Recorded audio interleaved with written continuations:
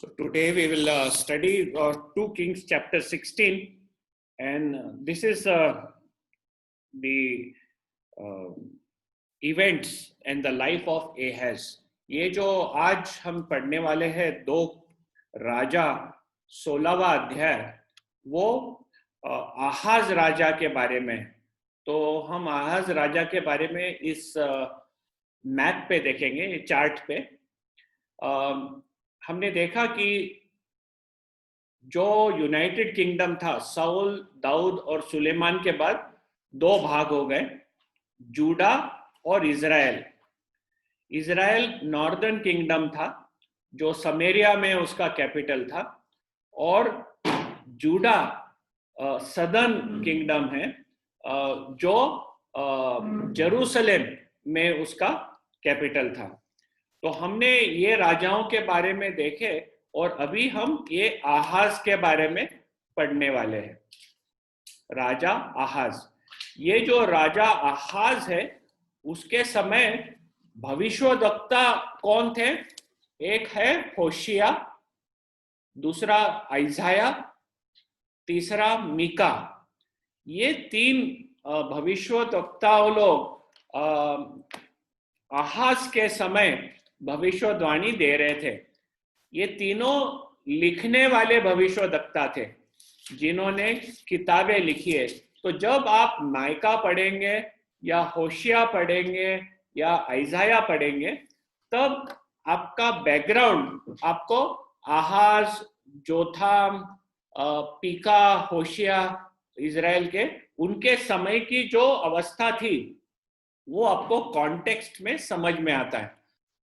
जब आहाज राजा था, तब जो सबसे महत्वपूर्ण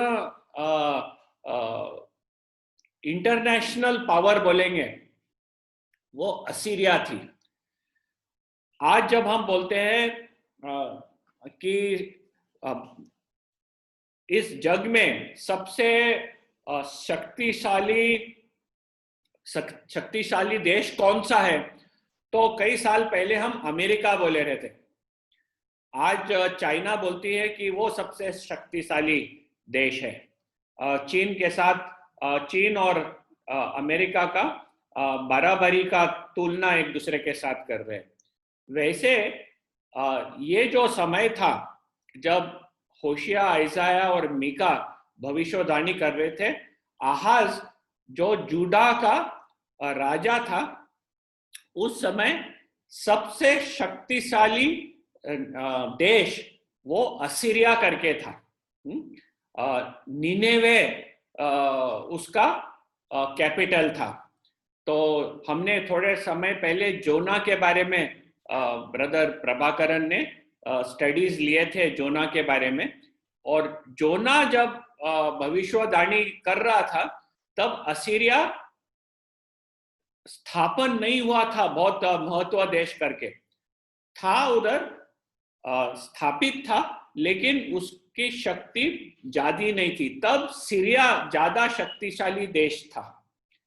लेकिन आहाज के समय तक असीरिया पूरी तरह से राज्य में स्थापन हो गया था। तो ये कॉन्टेक्स्ट है आहाज के बारे में। आहाज जब राजा था, तब हम ऊपर देखते हैं कि इजराइल देश का नष्ट हो गया। आहाज जब राजा था, तब तिग्लात पिलेसर असीरिया का राजा था।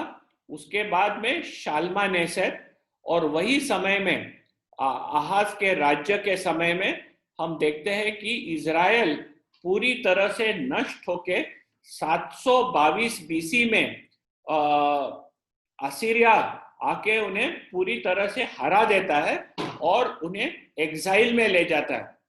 और तब से ये 10 कुल जो थे इजराइल के, वो पूरी तरह से नष्ट हो गए। वे कभी भी वापस आए नहीं। जूडा के 2 जो कुल थे, जूडा और बेंजामिन, ये 2 कुल 70 साल के कैप्टिविटी में बेबीलोन, ये है बेबीलोन, उन्होंने उन्हें लेके गया था कैप्टिविटी में। और फिर वो वापस 70 साल के बाद आ गए। लेकिन नॉर्दर्न किंगडम जो है वो पूरी तरह से नष्ट हो गया और कभी भी वापस नहीं आए हैं। तो ये हमें ध्यान रखना है। उन लोग इजराइल में से निकाले गए और उनका क्या हुआ हिस्ट्री में हमें पता नहीं दिया है। परमेश्वर वापस उनको ले आएगा, रेवलेशंस में उनके बारे में लिखा है, और उन्हें वापस जमा करेगा। वो परमेश्वर जानता है कैसे करने वाला है। लेकिन 722 बीसी में इजराइल पूरी तरह से नष्ट हो गया, और तब जूडा में जो राजा था वो एहाज था। तो आज हमारा स्टडी है एहाज के बारे में। ठीक है, अभी जब हम एहाज का पढ़ते हैं और चरित्र, ये समझ में आता है कि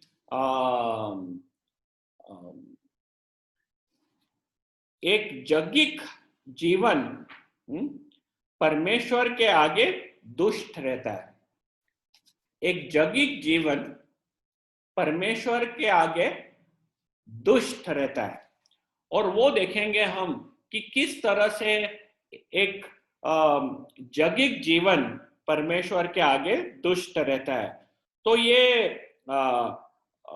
जगिक जीवन के बारे में हम क्या सीख सकते हैं वो देखने वाले हैं। तो 3 चीज हम देखेंगे जगिक जीवन के बारे में इस पोर्शन में से। 2 राजा 16 में से जो भाग आज पढ़ने वाले हैं, हम 3 चीजें देखेंगे जगिक जीवन हृदय के बारे में। एक जगिक जीवन जो भी अच्छा पालन पोषण होता है वो हमारे हृदय को नहीं बदल सकता। A good upbringing does not change the heart. अच्छे पालन पोषण से हृदय में परिवर्तन नहीं होता है। ये पहला सीखना। दूसरा, it acts in opposition to God's ways. जो जगिक जीवन है वो परमेश्वर के रास्ते से विरोधित है। जगिक जीवन परमेश्वर के रास्ते से विरोधित है। तो ये दूसरा चीज हम देखेंगे।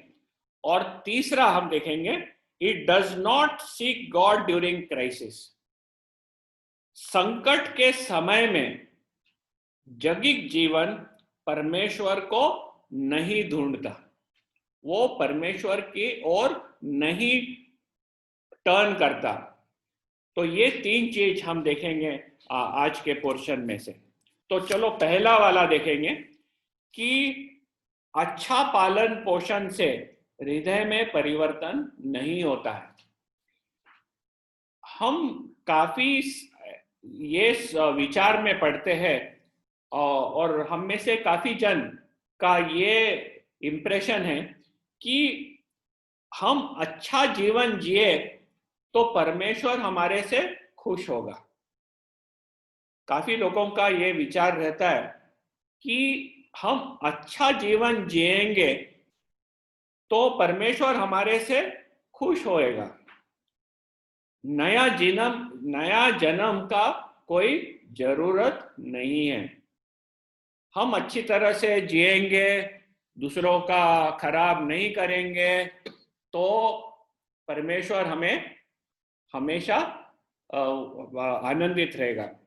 जब हम जूना करार पढ़ते हैं, वो जूने करार में जितना भी परमेश्वर के लोगों के बारे में लिखा गया है, उसमें से एक चीज स्पष्ट होता है कि मनुष्य खुद के ऊपर कभी भी परमेश्वर को प्रसन्न नहीं कर सकता। कोई भी आदमी परमेश्वर को कभी भी प्रसन्न नहीं कर सकता है, क्योंकि उसमें पाप है। मनुष्य के हृदय में पाप हमेशा बसा रहता है, इसलिए वो कभी भी परमेश्वर को प्रसन्न नहीं कर सकता है। तो ये देखेंगे कि अच्छे पालन पोषण से भी हमारे हृदय बदलता नहीं। 16वां वचन में हम ये पढ़ते हैं कि रमल्हाय के पुत्र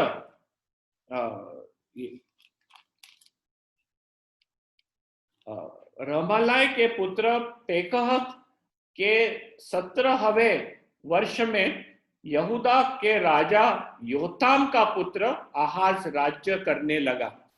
तो पहले वचन में हम पढ़ते हैं कि आहाज वो जोथाम का पुत्र था, और वो जब वो 20 साल का था वो राज्य करने लगा। तो ये आहाज है कौन? ये आहाज है जोथाम का पुत्र। हमने जो गए समय देखे थे, ये जोथाम राजा वो एक ऐसा राजा है जिसे पवित्र शास्त्र में लिखा गया है कि he did what was right in the eyes of the Lord। Chapter 15 verse 34 में ऐसा लिखा है, उसने वह किया जो यहोवा की दृष्टि में ठीक था। तो जोथाम एक ऐसा अनोखा राजा है। बहुत कम राजा थे जिनके बारे में शास्त्र में लिखा है कि वो परमेश्वर के निगाह में ठीक किए। जोथाम ऐसा राजा था जिसने ठीक किया था, और ये राजा जो ठीक करता था और अच्छे से अपना राज्य चलाया, परमेश्वर के भय में चलने वाला राजा, उसका बेटा है आहाज। लेकिन हम देखते हैं कि इतना अच्छा पालन पोषण उसे मिला। उसका एक पिताजी था जो उसको परमेश्वर के भय में बड़ा किया था, और जो भी वो सीखा बढ़ते वक्त वो अच्छा ही सीखा था। और 20 साल का जब उसका आयु था वो राजा बन गया, और जब वो राजा बना 20 साल का, उसका असली स्वभाव प्रकट हुआ। और बाइबल में ऐसा लिखा गया है कि he did not do what was right in the eyes of the Lord। दूसरे वचन में लिखा है, उसने अपने मूल पुरुष, जब आहाज राज्य करने लगा तब वह 20 वर्ष का था, और 16 वर्ष तक यरूशलेम में राज्य करता रहा। और उसके बारे में लिखा है कि जो परमेश्वर यहोवा की दृष्टि में ठीक था वह नहीं किया उसने। He did not do what was right in the eyes of the Lord। यहोवा के दृष्टि में जो ठीक है वो उसने नहीं किया। तो उसका जो असली स्वभाव है वो निकला। He walked in the ways of the kings of Israel। तीसरा वचन, परंतु वो इज़राइल के राजाओं की सी चाल चला। तो जो बुरा रीत था इज़राइल के राजाओं का, उस रीत से अपना चाल चला उसने। एक पापी हृदय कभी नहीं बदलता। उसे आप अच्छी शिक्षण दो, अच्छा पालन पोषण करो, अच्छे लोगों के संगति में रखो, लेकिन एक पापी हृदय पापी ही रहता है। हाँ, थोड़ा सा बदलावट इधर उधर होता है, लेकिन परिवर्तन होके परमेश्वर के निगाह में अच्छा कभी नहीं होता है। तो ये हमें समझना है कि पालन पोषण से हृदय में परिवर्तन नहीं होता है। आहाज का परिवर्तन नहीं हुआ। क्या नहीं हुआ, हम अभी आगे चल के देखेंगे कि किस तरह से एक जगिक जीवन परमेश्वर के रास्ते के विरोध रहता है। It acts in opposition to God's ways. तीसरा वचन, उसमें लिखा है कि उसने अपने बेटे को आग में होम बलि करके चढ़ा दिया। तीसरे वचन में बताया है कि आहाज ने अपने बेटे को आग में होम बलि करके चढ़ाया, यानी उसके बेटे को उसने मृत्यु दिया और होम बलि करके जला दिया। अभी ये एक बहुत भयानक चीज है। और शास्त्र में लिखा है कि ऐसी प्रथा जब वो कानान देश में दूसरे राष्ट्र लोग रहने के, ये घिनौनी काम उन लोग करने के, ये घिनौना काम राष्ट्र के लोग करने के जो पहले कानान देश में रहते थे, और ये जो भयानक पाप है वो परमेश्वर के आगे आया था और परमेश्वर ने तय किया था कि उनका पाप भर गया है। तब उन्होंने इज़राइल को वापर के उन राष्ट्रों के ऊपर एक न्याय करके इज़राइल को कानान देश में भेजा और उन्हें आदेश दिया था कि हर एक जन को मार डालना। आप जब जूना करार पढ़ते हो तो ये प्रश्न हमेशा आता है कि परमेश्वर ने क्यों मृत्यु दंड सब जन को दे दी, क्यों उन्हें कहा कि जाके हर एक जन को मार डालना? क्योंकि परमेश्वर ने उनके ऊपर न्याय किया था और इज़राइल को वो वापर रहा था न्याय चुकाने के लिए। इज़राइल अपने हिसाब से उन्हें मृत्यु दंड नहीं दे रहा था, परमेश्वर दे रहा था इज़राइल के द्वारा, क्योंकि ये भयानक चीज कर रहे थे। अभी जिन लोगों को परमेश्वर ने उधर से निकाल दिया था और मृत्यु के द्वारा निकाला था, उन्हीं के रीत से हम देखते हैं कि इज़राइल के राजा लोग भी वही रीत से चल रहे हैं। और आहाज ने अपने बेटे को होम बलि इस अग्नि में करके चढ़ा दिया। बाद में चौथे वचन में देखते हैं कि he sacrificed in high places, hills and under every green tree. वो बलि हर एक ऊंचे स्थान पे, पहाड़ों पे और हरियाली के नीचे जाकर वो बलि चढ़ाने का। अभी जब उसके पिताजी के बारे में हम देखें, जोथाम वो परमेश्वर के रीत से चलता था, लेकिन प्रजा उसकी जो थी वे जाके ये सब करते थे, लेकिन राजा कभी नहीं किया। लेकिन उसका बेटा आहाज जो था वो खुद ये ऊंचे स्थानों पे जाकर बलि चढ़ाने का, पहाड़ों पे जाके बलि चढ़ाने का और पेड़ों के नीचे जाके बलि चढ़ाने का।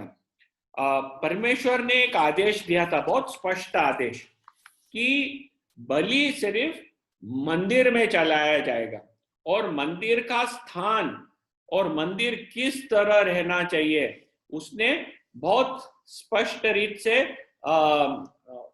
इज़राइल को, दाऊद को और उसके बेटे सुलेमान को बताया था कि मंदिर किधर बनेगा और कैसे बनेगा और परमेश्वर के सामने बलि किस तरह से चढ़ाई जाएंगी। ये सब बाजू रख के हम देखते हैं कि आहाज जाके बलि अनेक स्थानों पे चढ़ाने लगा। फिर आगे जाके हम 10वें वचन में पढ़ते हैं कि जो उसने ये परमेश्वर के रास्ते के विरोध क्या क्या किया। एक तो अपने बेटे को उसने जलाया, दूसरा वो जाके बलि ऊंचे स्थानों पे चढ़ाया, तीसरा हम देखते हैं कि उसने एक वेदी बनाई जो उसने दमास्कस में देखा था। आहाज दमास्कस को गया था तिग्लत पिलेसर जो राजा था असीरिया, उसको मिलने के लिए। और जब वो उधर गया, और उसके बारे में हम थोड़ा बाद में पढ़ेंगे, लेकिन जब वो उधर गया तब वो देखा कि दमास्कस में एक वेदी थी, तो वो वेदी को देख के बहुत प्रसन्न हो गया। तो उसने उराया जो उसका याजक था उसे नक्शा भेजा, इस वेदी का नक्शा भेजा और नमूने के रूप का पूरा डिजाइन उसने भेजा, पूरा ड्राइंग डिटेल सब कुछ पूरे डिटेल में एक नमूना उराया को भेजा और उसे कहा कि ऐसे ये नमूने के हिसाब से उधर जेरूसलम में वेदी बनाना। और हम देखते हैं कि उराया जो याजक था उसने बनाया भी, अभी याजक का काम है कि परमेश्वर ने जो आदेश दिया था मूसा के द्वारा, और जो सुलेमान ने जो मंदिर बनाया था, उसके हिसाब से परमेश्वर के सामने बलि चढ़ाना। लेकिन उराया अपना राजा आहाज की बातें माना और उसने जाके ये वेदी बना दी। और जब आहाज दमास्कस से वापस जेरूसलम आया, तब हम देखते हैं 12-13 वचन में कि वो जाके ये वेदी को देखा, एग्जामिन किया, और फिर बाद में जाके उधर होम बलि चढ़ाया, ग्रेन ऑफरिंग चढ़ाया, ड्रिंक ऑफरिंग चढ़ाया, और जो खून है शांति के ऑफरिंग का, वो खून उस वेदी के ऊपर डाला। तो जो भी उधर ऑफरिंग्स करना था, हम देखते हैं कि ये पूरा होम बलि, अन्न बलि और लहू, मेल बलि का लहू, ये सब ये नया जो वेदी बनाया था उसके ऊपर जाके वो करा। तो किस तरह से आहाज का हृदय पूरी तरह से परमेश्वर के रास्ते से विरुद्ध था। आगे चल के उतना ही नहीं किया, लेकिन जो मंदिर में जो ऑल्टर थे, हाँ, पीतल की वेदी जो थी, और जो एक वाटर का बेसिन था, वो भी उसने निकलवा दिया, वो भी उसने उधर से हटा दिया और दूसरी जगह लगाया। तो ये जो परमेश्वर के अनुसार जो पीतल का वेदी था, जो परमेश्वर के भवन के आगे रहता है, उसे हटाकर जो खुद का उसने वेदी लगाया था, उसके नॉर्थ साइड पे, उत्तर की दिशा में उसने हटा दिया। और जो भी जो बेसिन था, पानी का बेसिन, उसके भी सब स्टैंड्स तोड़ दिए और उसे भी उसने रिप्लेस कर दिया दूसरे चीज से। तो हम देखते हैं कि आहाज राजा, उसका जो जगिक ये था, वो परमेश्वर के तरीके, रास्ते से कितना विरोध था। He showed disregard to the things of God. परमेश्वर के चीजों से वो उसे तुच्छ समझने का, परमेश्वर का भय उसके हृदय में नहीं था। तो हम देखते हैं कि किस तरह से एक जगिक हृदय को परमेश्वर का भय नहीं रहता है, और नहीं रहने से वो परमेश्वर के रास्ते जो है, जो उसके तरीके हैं, उसके विरुद्ध वो चलता है। जब भी तो पालन पोषण करने से हृदय बदलता नहीं है, और जो जगिक हृदय है वो परमेश्वर के रास्ते के विरुद्ध है। तीसरा हम देखेंगे कि जब संकट आती है, तब एक जगिक हृदय परमेश्वर को नहीं ढूंढता है। संकट के समय एक जगिक हृदय परमेश्वर को नहीं ढूंढता है। 5वें वचन में लिखा है कि रेजिन जो सीरिया का राजा था, और पीका जो इजराइल का राजा था। तो सीरिया देश का राजा उस समय रेजिन था, और इजराइल जो नॉर्थ इजराइल है उसका राजा पीका था। और ये दोनों देशों ने आके हमला किया जूडा के ऊपर, आहाज के ऊपर, और ये हमला काफी जबरदस्त हमला था।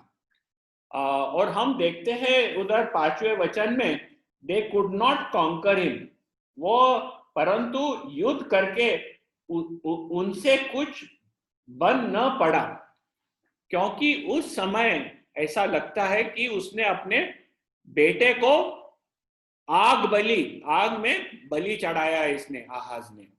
वो हमला इतना भयानक हुआ कि उनसे बचाने के लिए आहाज जाके अपने बेटे को अंगार में बलि चढ़ा दिया।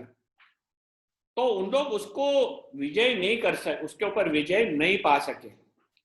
इतना दुष्ट हो गया था आहाज। लेकिन हम देखते हैं कि जब ये जो उनका हमला चल रहा है, 7वें वचन में ये बताया है कि उसने लोगों को भेजा, अपने अधिकारियों को तिग्लात पिलेसर राजा के पास भेजा। वो असीरिया का राजा था। हमने देखा कि उस समय असीरिया वो सबसे शक्तिशाली देश था। जैसे कि आज कोई देश के ऊपर कोई हमला करने प्रयत्न करेगा तो वो अमेरिका की तरफ देखेगा कि आप आपके जहाज भेजो, आपकी आर्मी भेजो, हमें थोड़ा प्रोटेक्ट करो।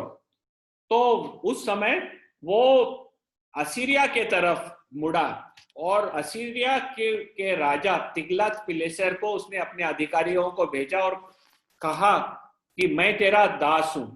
कौन बोल रहा है? ये जूडा का राजा तिग्लत पिलेसर को कह रहा है, मैं तेरा दास हूं, मुझे आके बचा, मुझे आके बचा।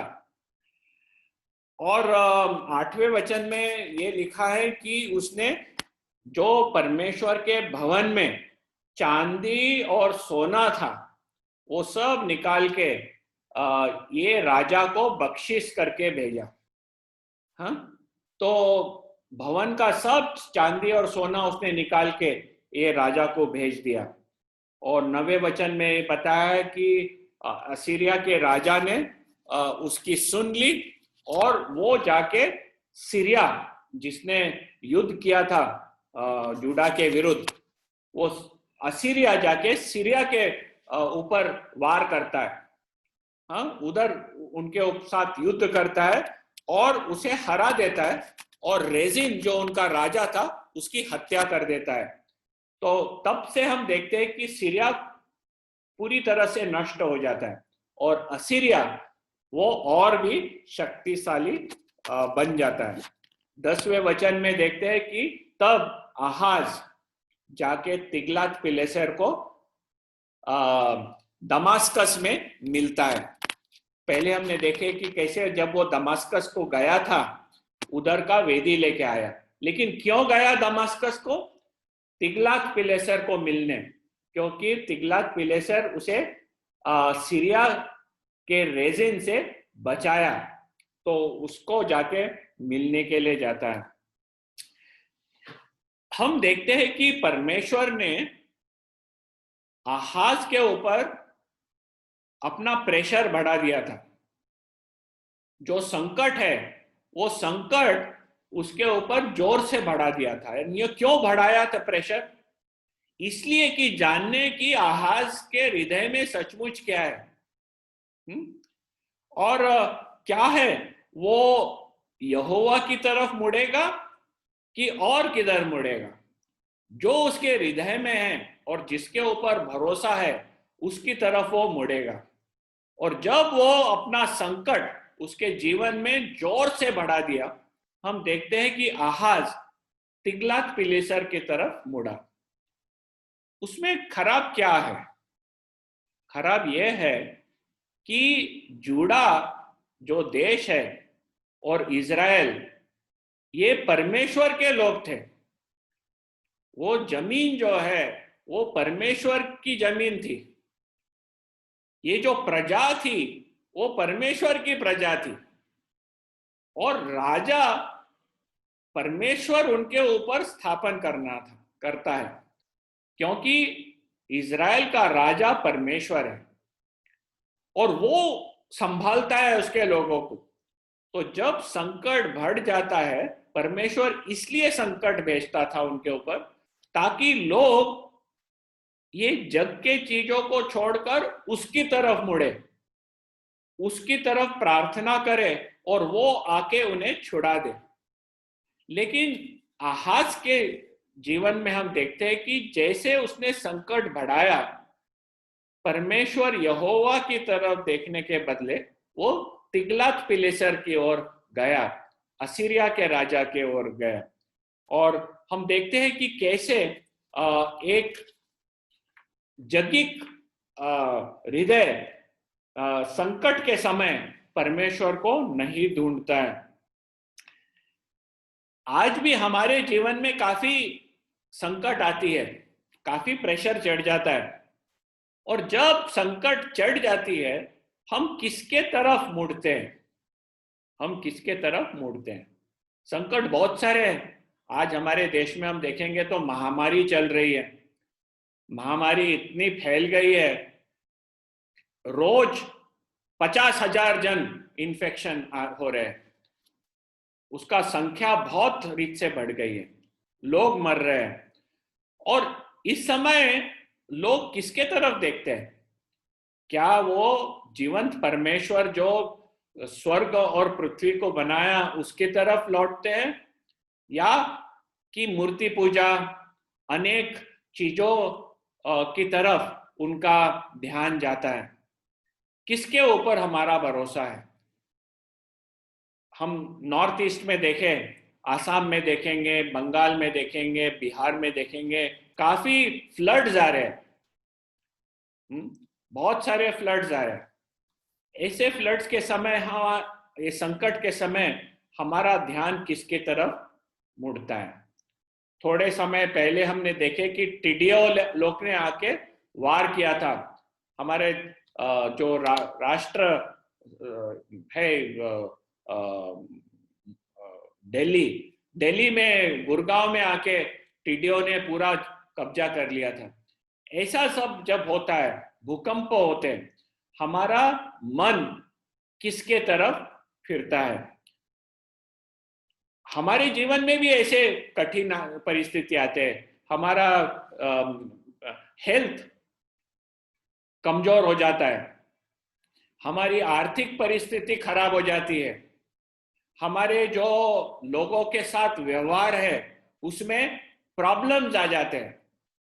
जब ऐसे कठिन परिस्थिति आती है तब हम किसके तरफ मुड़ते हैं? क्या हम लोगों के तरफ मुड़ के उनका मदद के लिए ठहरते हैं, कि हमारा ध्यान परमेश्वर यहोवा की तरफ जाता है और उसके तरफ हम देखते हैं कि वो हमें मदद करे और वो हमें छुटकारा दे? जो हमारे हृदय में सचमुच है वो बाहर निकलता है। बाइबल में बताया कि हर एक मनुष्य पापी है। Romans 3:23, all have sinned and fall short of the glory of God. हर एक मनुष्य, एक भी ऐसा मनुष्य नहीं है इस जग में जो पाप नहीं किया। All have sinned and fall short of the glory of God. और रोमन्स 6:23 में लिखा है, the wages of sin is death. पाप का दाम मृत्यु है। लेकिन हम जब ओल्ड टेस्टामेंट में, आप पूरा ओल्ड टेस्टामेंट पढ़ो, आज हम आहाज के बारे में पढ़े, दूसरे राजों के बारे में भी जब हम पढ़ते हैं, एक चीज बहुत स्पष्ट रीत से बाहर निकल के आती है कि मनुष्य पापी है और खुद के एफर्ट से वो कभी भी परमेश्वर को प्रसन्न नहीं कर सकता है। 1 कोरिन्थियंस चैप्टर 10 वर्स 11 में हम पढ़ेंगे। पहला कोरिन्थियंस 10वां अध्याय और 11 वचन में लिखा है कि ये सब जो घटना घड़ी है और जो लिखा गया है बाइबल में, वो एक उदाहरण के लिए हमारे लिए लिखा गया है, ताकि हम जो अंतिम युग में जी रहे, हमारे शिक्षण के लिए ये सब लिखा गया है। जो कुछ लिखा गया है वो हमारे शिक्षण के लिए लिखा गया है, ताकि हम पहचान सके कि मनुष्य कितना पापी है। नहीं तो मनुष्य हमेशा प्रयत्न करता है कि मैं प्रयत्न करूंगा अच्छा जीवन जीने के लिए।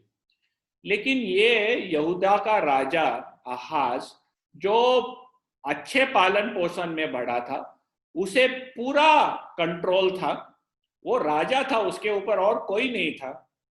लेकिन इस परिस्थिति में भी वो कैसे उसके जो अंदर पाप है वो किस तरह प्रकट करता है। तो इसमें से बचाने के लिए परमेश्वर ने हमें सुधारने के लिए कोई योजना नहीं की। परमेश्वर हमारे हृदय को कभी सुधारता नहीं है। उसका एक ही सॉल्यूशन है, वो मृत्यु दे देता है। पाप का दंड मृत्यु। तो वो हमारे जूने मनुष्य को सुधारता नहीं है, वो हमारे जूने मनुष्यों को पकड़ के प्रभु यीशु क्रिस्त के मृत्यु के साथ जोड़ देता है ताकि वो मृत्यु पाए और फिर वो हमें एक नया जन्म देता है।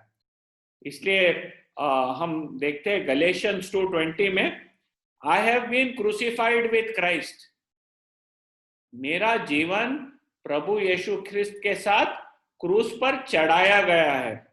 It is no longer I who live. अब मैं नहीं जीवित हूं। मैं मीन कौन?